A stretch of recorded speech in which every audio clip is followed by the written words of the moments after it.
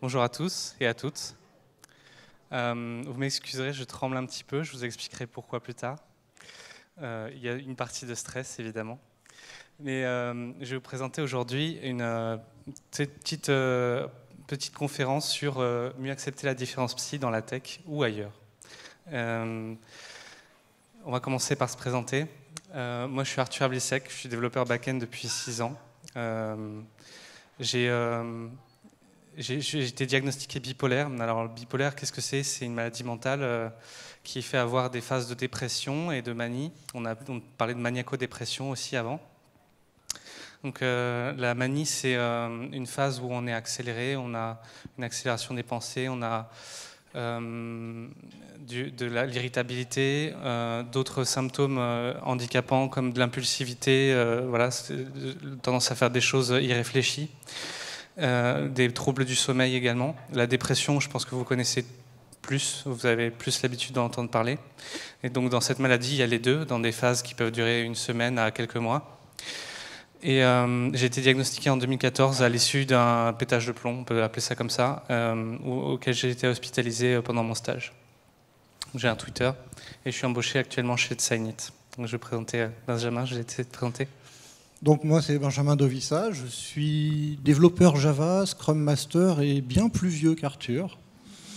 Ça se voit un peu, j'ai également été diagnostiqué bipolaire en 2014 et pour moi le terme de maladie mentale me gêne parce qu'il y a une notion de handicap que j'arrive pas à assumer, tout bêtement. Parce que handicap, qu'est-ce que c'est? C'est quelque chose de péjoratif. Et je n'assume pas d'avoir quelque chose qui est perçu comme péjoratif. Mais bon, j'essaye de vivre avec, et histoire d'en mettre un petit peu plus sur une petite cerise sur le gâteau, on m'a également diagnostiqué HPI. Alors HPI, tout le monde se dit, c'est quelqu'un de génial, super intelligent, c'est pas vrai. C'est même, voire parfois le contraire, c'est quelqu'un qui va réfléchir différemment et qui aura une perception du monde différente.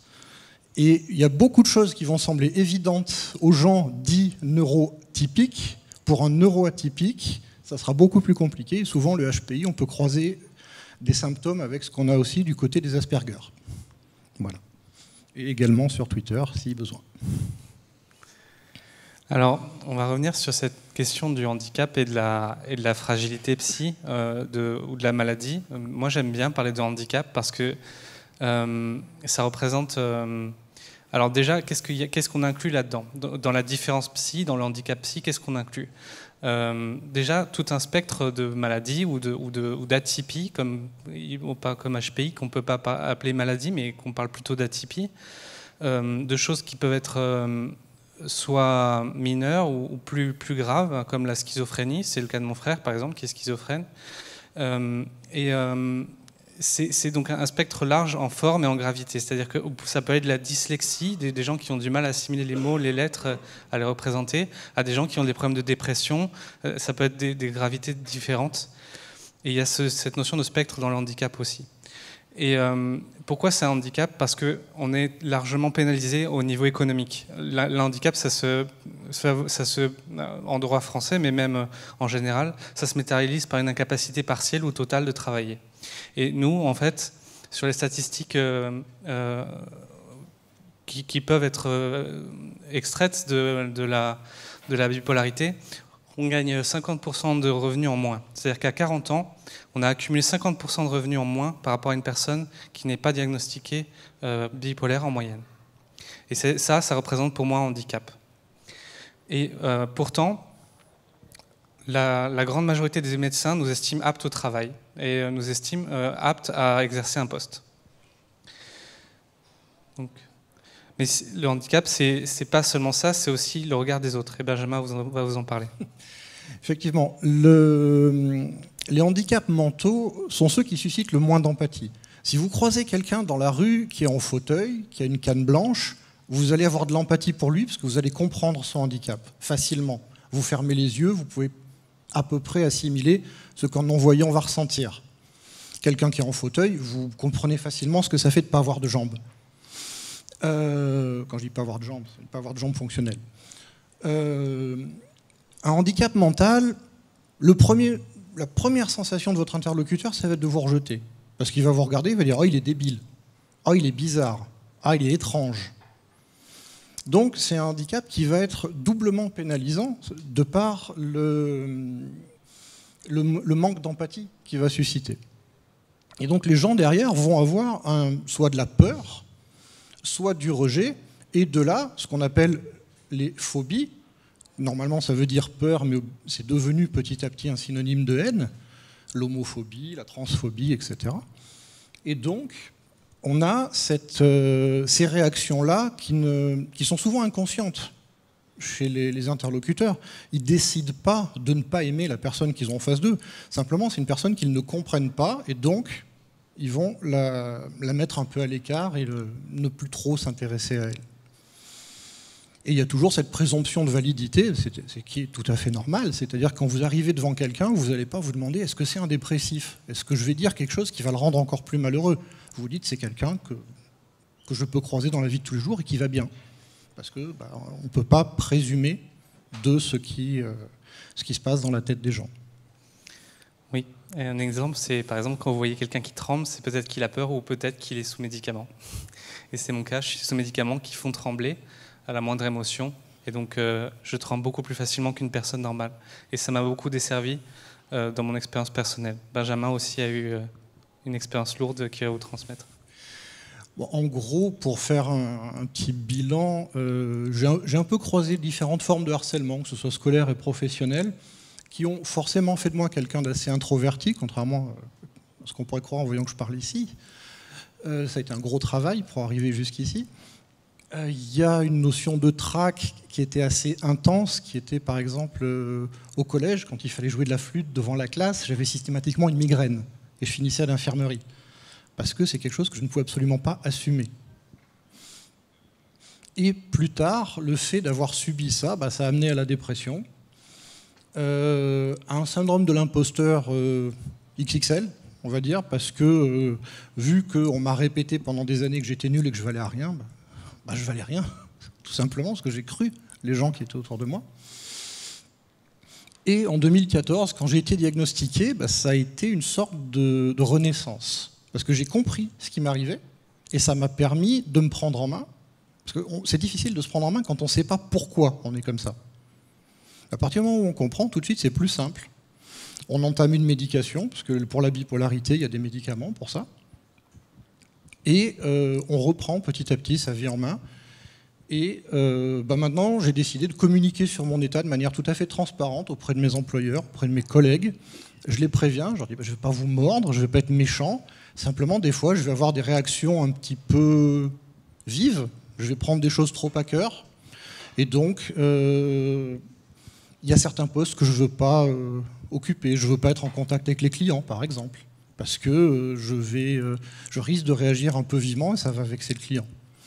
Donc je préfère rester tranquille dans mon coin, je code, je livre, je suis heureux. Et voilà. Merci. Moi j'ai une expérience différente. Moi j'ai essentiellement expérimenté la discrimination. Quand j'ai été hospitalisé en 2014, qui était assez jeune pour moi, parce que j'avais un peu moins de 25 ans, j'avais 24 ans je crois. Oui, c'est ça. J'ai été hospitalisé pendant mon stage de fin d'études, pendant lequel on m'a demandé de ne pas finir mon stage. En fait. Au retour d'hôpital, j'étais apathique, j'étais un peu déprimé, j'étais un peu lent peut-être. On m'a congédié, on m'a dit « retourne chez toi et fais ton rapport ». Dans des conditions qui étaient très violentes, puisque j'ai été coupé d'une photo d'équipe, on m'a crié dessus au téléphone et j'ai depuis cultivé une extrême angoisse du rapport avec mon employeur. Après ce stage terminé sans suite, j'ai cherché un emploi pendant près d'1 an et demi. J'ai été discriminé pour des raisons que je ne connais pas exactement. J'ai passé plus de 7 entretiens d'embauche et j'ai jamais eu de retour. Je sais qu'il y a des problèmes de tremblement, je sais qu'il y a des problèmes... on m'a pas fait passer des tests de QI qui n'ont rien donné, des problèmes, je vais revenir, liés à de la discrimination. Et parce que je le dis quand même, je suis diplômé d'une école d'ingénieur et j'ai un diplôme qui, sur le marché du travail, est très reconnu. Et J'ai également, à la suite de quoi, j'ai été embauché dans une petite entreprise pour 1 500 € par mois. Expérience que j'ai quittée au bout de 6 mois parce que sous-payé, demandé de faire 40 heures par semaine, enfin c'était intenable. Donc mon handicap a été aussi un petit peu exploité. Après j'ai solidifié mon insertion professionnelle suite à ça et j'ai retrouvé aujourd'hui un emploi qui me plaît dans des conditions qui sont tout à fait bonnes et acceptables, où je suis considéré au même titre que n'importe qui d'autre. Donc j'ai par contre expérimenté que parfois dans la recherche d'emploi, si je commençais à parler de mon handicap, j'avais systématiquement du rejet. Et je vais vous en parler. L'entretien d'embauche, pour moi, c'était la plus grande barrière qui m'a séparé de la vie heureuse, en fait. Et la plupart des recruteurs se focalisent sur des éléments qui sont culturels et qui sont essentiellement liés au bien-être de la personne. Je pense par exemple à la motivation, je pense à l'entrain, je pense au savoir-être, à l'apparence. Toutes ces choses qu'on retrouve ici, et que j'ai appelé des pratiques discriminantes. Alors quand je parle de discriminer, bien sûr, on n'est pas venu me voir en me disant « tu es bipolaire, tu ne vas pas avoir le poste ». C'est plutôt, on est venu me voir en me disant « non, je pense que ça ne va pas le faire » et on ne m'a jamais dit pourquoi. Et le problème, c'est que souvent, on retrouve une de ces raisons. Des tests de personnalité ou de QI, qui on le sait, sont liés à la culture et sont liés aussi à la psyché, au mental de la personne. Une personne dyslexique ne va pas pouvoir passer un test de QI qui fait appel à des lettres aussi facilement que n'importe qui. Le cultural fit, ça c'est quelque chose que j'ai vécu aussi. On m'a fait passer des entretiens d'embauche où on m'a demandé, alors que j'étais en plein track, comme pas possible, de passer devant les employés et de voir si je m'entendais bien avec eux. Mais ça c'est quelque chose pour un employé, ça peut être traumatisant. Moi, je l'ai mal vécu et du coup, je me suis senti jugé sur ma valeur culturelle, en fait, sur ma valeur à apporter, ma capacité à apporter, à entretenir la galerie, quoi. Bon, bref, je l'ai mal vécu parce que je me sentais pas évalué pour mes compétences. Et c'est ce que je voudrais que vous reteniez, c'est qu'un bon entretien d'embauche, c'est un entretien d'embauche qui évalue la personne sur ses compétences, plutôt que sur sa motivation, qui est intrinsèque à la compétence, plutôt que sur son savoir-être, sur la façon dont elle s'auto-évalue, comme Benjamin l'a montré avec son expérience de syndrome de l'imposteur, plutôt que la façon dont elle demande du temps partiel, par exemple. Je sais que les gens qui sont en difficulté psy peuvent demander du temps partiel parce qu'ils n'ont pas la capacité d'assumer un temps plein. On peut demander une reconnaissance de travailleur handicapé quand on a un trouble psy, c'est tout à fait possible, mais après il y a toujours la peur du jugement, encore une fois, qu'on peut ressentir. Moi je peux revenir sur le jugement d'apparence, comme vous le voyez, je ne fais pas une taille 38, parce que pour moi la nourriture est un refuge. Quand je ne me sens pas bien, je mange. Donc, et il y a toujours un petit relent qui est que il y a quelqu'un qui est un peu enveloppé, c'est un paresseux. C'est quelqu'un qui n'est pas motivé, qui n'est pas soigneux, il y a toujours ce petit relent qui revient souvent sur ce genre de choses. Bien conscient le plus souvent. Oui. Et il y a d'autres domaines où on peut faire mieux, à mon avis. C'est la position du manager et la façon dont le manager considère ses employés. C'est quelque chose qui paraît, c'est quelque chose qui va recouper énormément le bien-être de tout le monde en fait. Et le mauvais management, il est toxique pour les personnes valides comme les personnes invalides. Mais il faut se le dire, il y a des managements des formes de management qui sont plus faciles à supporter quand on est handicapé psy. Et donc l'idée, c'est que un bon management évalue les capacités et les limites de chacun. Les capacités pour lui donner de l'autonomie, et les limites pour lui donner un filet de sécurité et lui apporter ce dont il lui manque. Il sait faire preuve de tact. Pour des raisons évidentes, moi je peux me traumatiser beaucoup plus facilement sur une remarque condescendante ou violente de la part d'un manager que quelqu'un d'autre. Je préfère que mon manager reste en retrait quand tout va bien, parce que je ne suis pas non plus... être handicapé, ça ne veut pas dire être assisté. Ça veut dire vouloir être reconnu pour ses compétences comme n'importe qui, et juste être aidé quand on en a besoin, pas quand on n'en a pas besoin. Et enfin, un élément important. Savoir développer l'écoute et l'échange dans une entreprise, c'est important pour tout le monde, à nouveau, valide comme invalide, mais j'aime pas le mot invalide, mais moins valide, on va dire. On aime toujours cette culture bienveillante où on s'écoute, où on ne se juge pas, et où les petits écarts peuvent être rappelés à l'ordre rapidement. Alors, on est à l'Agile Tour, et c'est un big up à l'agilité globalement, parce que j'ai connu des entreprises qui n'étaient pas du tout dans cette optique-là, et des entreprises qui étaient avec. Nous, on aime bien, enfin je dis nous parce que je parle peut-être pour tous les handicapés psy, mais en tout cas, Benjamin et moi, on aime bien l'agilité pour plusieurs raisons.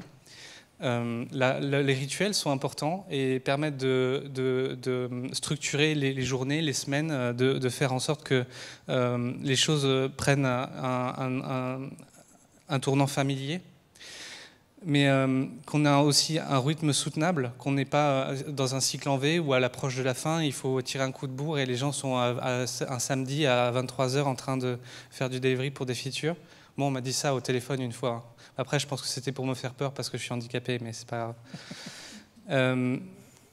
On aime bien le travail collaboratif, on aime bien l'entraide, on aime bien le contact social, le contact humain, la façon de ce qu'on a de s'apporter de l'aide à l'un à l'autre et d'aider les autres aussi quand on est en position de le faire. Ça nous permet de nous valoriser et de grandir. Exactement, parce que quand on est dans une équipe, on se rend compte qu'on a de la valeur. On n'est pas la dernière roue du carrosse, on est membre intégrant, on est partie intégrante d'une équipe, et tout de suite, on sent qu'on est utile à l'équipe, on lui apporte quelque chose de bon, et que ce qu'on lui apporte est reconnu, et que ce que les autres nous apportent, on le reconnaît. C'est un échange. Et la dernière chose, c'est qu'on n'est pas contre le changement, même si on aime bien les rituels et ça ne veut pas dire la monotonie, ça veut dire et la répétition, ça veut dire qu'on a besoin d'un cadre sécurisant, et dans ce cadre sécurisant, quand il y a des changements, on les accepte.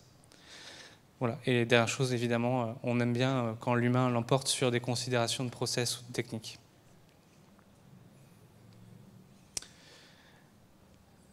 Et la dernière chose, c'est toutes ces valeurs-là tournent autour de l'empathie et de choses qu'on a un peu déjà répétées. Mais il faut se dire, dans la vie d'équipe, il y a des choses qu'on préfère par rapport à d'autres. À nouveau, ça ne va pas forcément concerner que les personnes valides, mais on aime bien l'écoute sans jugement.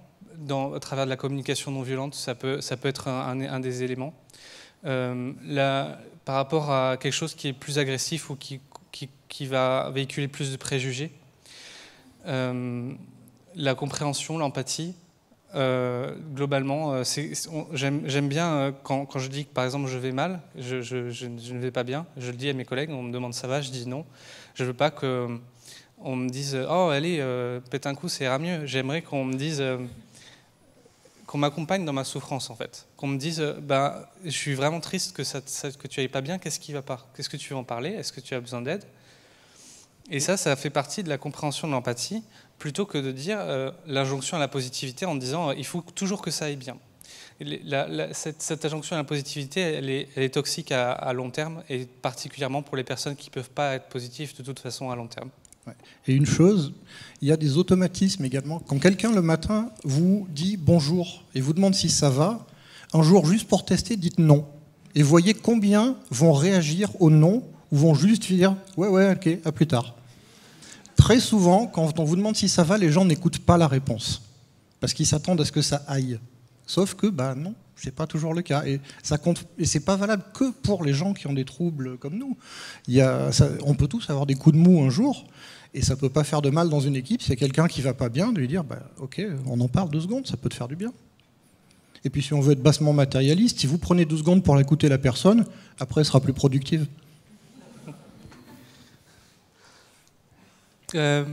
Ensuite, on en a parlé, mais l'entraide, c'est quelque chose qui doit se cultiver dans l'équipe. On doit être tous les uns aux écoutes des autres. les uns aux écouilles, c'est ça.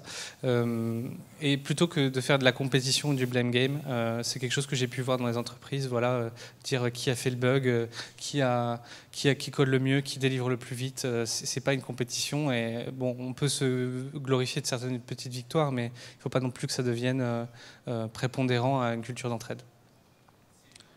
Et pour terminer, voilà, moi je suis actuellement médiqué, j'ai pas de problème spécifique, mais je pourrais nécessiter une vigilance à un problème psychique. Et donc, si vous voyez dans l'entourage de votre entreprise quelqu'un qui commence à vriller, tout simplement, à avoir un comportement anormal, à avoir un comportement non adapté, il s'agit d'être vigilant et de l'accompagner à se soigner, plutôt que de réagir par l'indifférence.